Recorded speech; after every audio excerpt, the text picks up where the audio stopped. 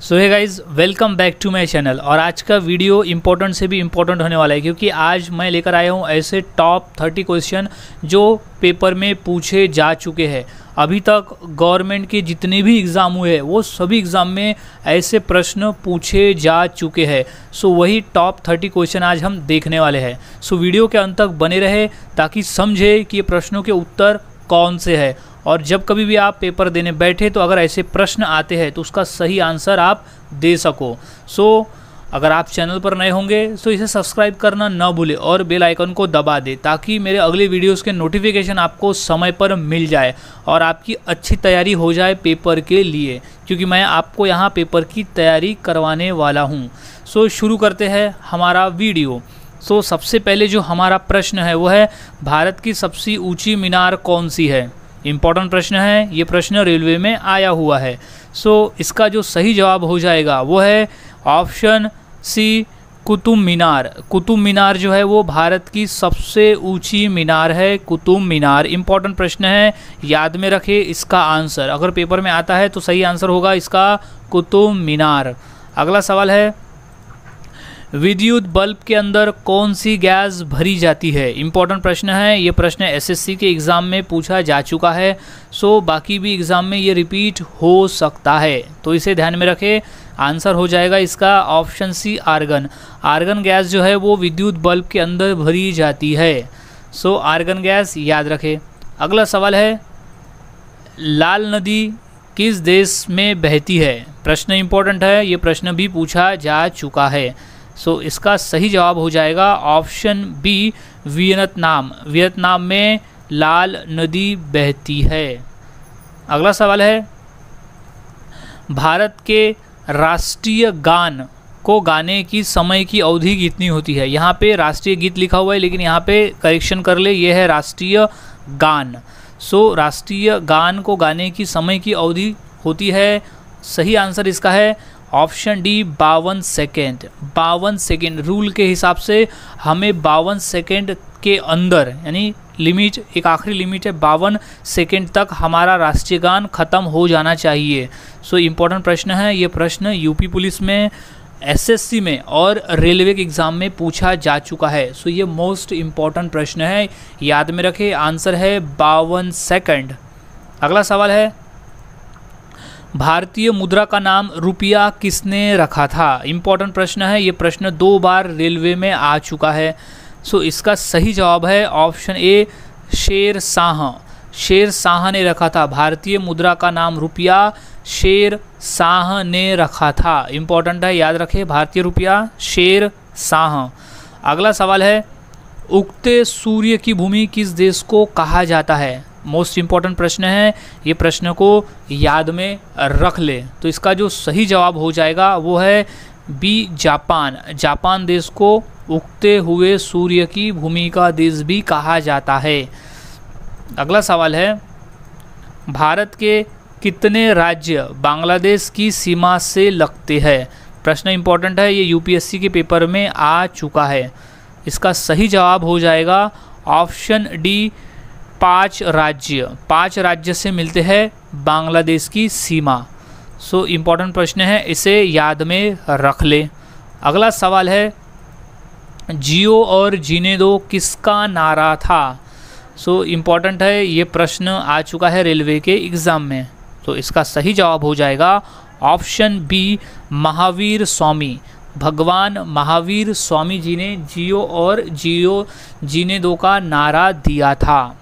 अगला सवाल है, शिक्षक दिवस किस दिन मनाया जाता है? इम्पॉर्टेंट प्रश्न है, ये रेलवे में आ चुका है। तो इसका सही जवाब है ऑप्शन बी, 5 सितंबर। 5 सितंबर को शिक्षक दिवस मनाया जाता है, क्योंकि 5 दिसंबर के दिन हमारे पहले उपराष्ट्रपति डॉक्टर सर्वपल्लवी राधाकृष्णन का जन्मदिन, यानी उनकी जयंती आती है, और उनके जयंती के अवसर पर ही हम हर साल 5 सितंबर को शिक्षक दिवस मनाते हैं।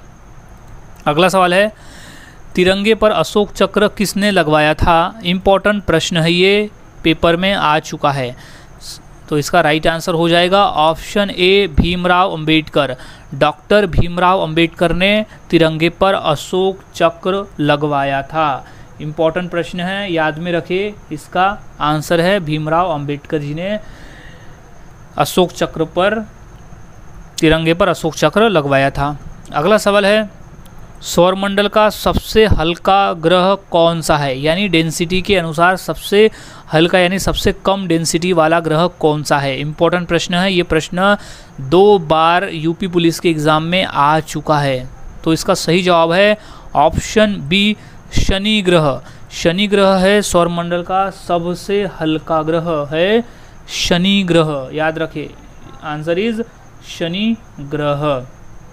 गाइज, हम जितने भी यहाँ पर क्वेश्चन देख रहे हैं ये सभी क्वेश्चंस पेपर में आ चुके हैं। सो सभी के क्वेश्चन के आंसर्स अच्छे से याद में रख ले, ताकि अगर अगली बार पेपर में आते हैं तो आप सही आंसर दे सको। अगला सवाल है, पेटीएम किस देश की कंपनी है? ये क्वेश्चन प्राइवेट एग्जाम में आए हुए हैं। सो इसका जो राइट आंसर हो जाएगा वो है भारत देश। पेटीएम जो है वो भारत देश की कंपनी है पेटीएम। इंपॉर्टेंट प्रश्न है, इसे नोट डाउन कर ले। अगला सवाल है, मीशो किस देश की कंपनी है? ये भी इम्पॉर्टेंट है, लेकिन ये पेपर में पूछा नहीं गया है, लेकिन ये प्राइवेट जो पेपर होते हैं उसमें ये प्रश्न पूछा गया था। तो इसका जो राइट आंसर है वो है ऑप्शन ए, भारत। मीशो जो है वो भारत देश की कंपनी है। मीशो जो है वो भारत देश की कंपनी है। अगला सवाल है, भारत के किस शहर को पिंक सिटी भी कहा जाता है? इंपॉर्टेंट प्रश्न है, ये प्रश्न आ चुका है रेलवे में 2 बार, जिसे पिंक सिटी कहा जाता है यानी गुलाबी शहर। तो इसका सही जवाब हो जाएगा ऑप्शन बी, जयपुर। जयपुर जो कि राजस्थान में है। जयपुर एक राजधानी है राजस्थान की। सो पिंक सिटी यानी गुलाबी शहर जयपुर को कहा जाता है। अगला सवाल है, जलियांवाला बाग हत्याकांड कब हुआ था? इंपॉर्टेंट प्रश्न है, ये रेलवे में आ चुका है। सो इसका जो राइट आंसर है वो है ऑप्शन बी, 1919 में। जलियांवाला बाग हत्याकांड हुआ था 1919 में। अगला सवाल है, भारत में कितने वर्ष के अंतराल पर जनगणना होती है? गाइस, इंपॉर्टेंट प्रश्न है, इसे याद में रखना है। तो इसका जो सही जवाब है वो है ऑप्शन डी, 10 वर्ष। 10 वर्ष। भारत में हर 10 वर्ष के अंतराल में जनगणना होती है, जिसमें देश की कितनी जनसंख्या है वो मापी जाती है। अगला सवाल है, दिल्ली से पहले भारत की राजधानी कौन सी थी? इंपॉर्टेंट प्रश्न है, ये रेलवे में 2 बार आ चुका है।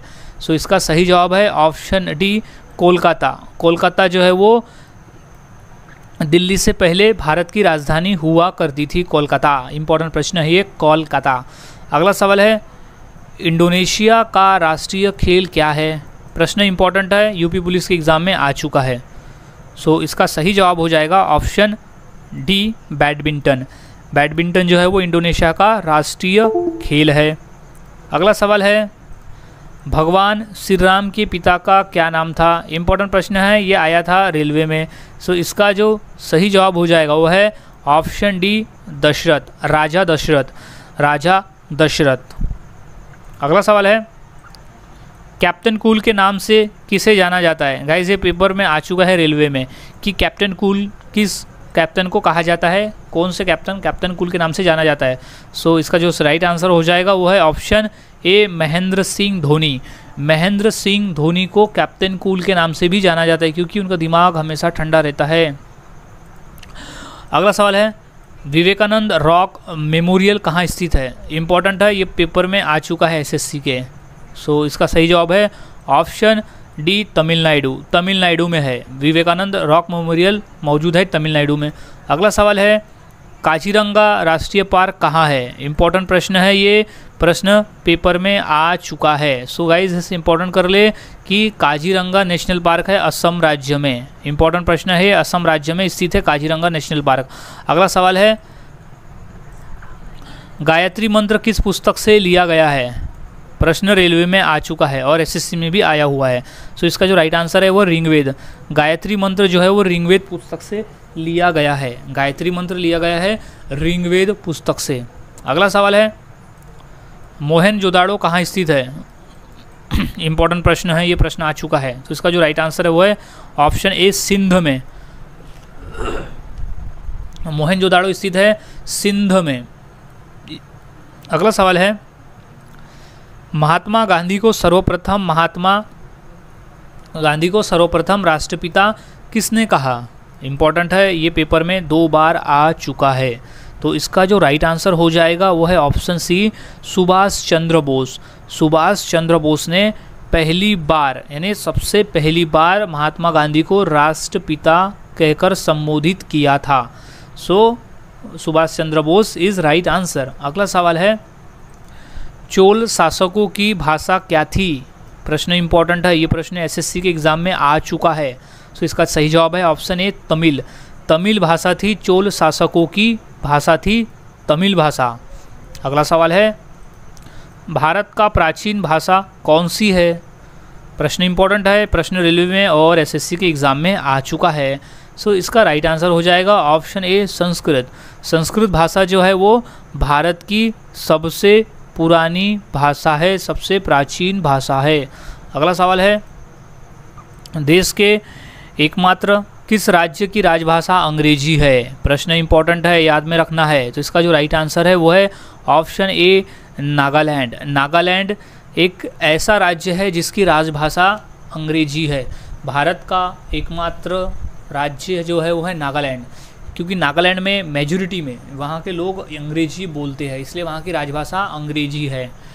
अगला सवाल है, मुंबई महानगर का एसडीटी कोड क्या है? इम्पोर्टेंट प्रश्न है, आ चुका है। सो एसटीडी कोड जो है वो आंसर है ऑप्शन बी, 022 है एसटीडी कोड मुंबई महानगर का। अगला सवाल है, विश्व का सर्वोच्च पर्वत शिखर एवरेस्ट नेपाल में किस नाम से प्रसिद्ध है? प्रश्न आ चुका है यूपीएससी में और रेलवे के एग्ज़ाम में। तो इसका सही जवाब है ऑप्शन ए, त्रिकुट। त्रिकुट त्रिकुट विश्व प्रसिद्ध यानी विश्व का सबसे ऊंचा शिखर माउंट एवरेस्ट नेपाल में जाना जाता है त्रिकुट नाम से। त्रिकुट नाम से वो प्रसिद्ध है, याद रखें। सो गाइज़, आज के इस वीडियो में हमने ऐसे टॉप 30 क्वेश्चन देखे जो मोस्ट इंपॉर्टेंट है पेपर के माध्यम से।